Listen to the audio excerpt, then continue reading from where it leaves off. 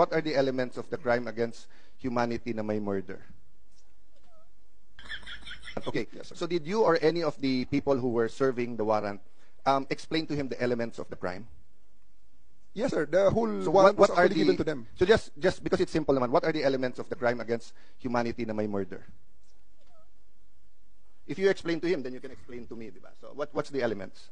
During the time, sir, it was not me who attempted the reading of the rights. It was the Prosecutor General. Yes, sir. But sabi mo, you know the elements of the crime. I read to him in toto what was written Yes. on the warrant, sir. I read the warrant. Wala doon yung elements of the crime. We did not say that I know the elements, sir. I just Yes. read to him exactly So- the charges in accordance with what is written in the Yes, sir. warrant. I'm not arguing on the opinion and the legal kasi ito factual pa lang. But my point is, when you arrest a Filipino citizen for theft, for inciting to sedition, etc., meron po tayong legal maxim that ignorance of the law is not an excuse thereof. So we are, as Filipino citizens, dapat alam natin yung law, di ba?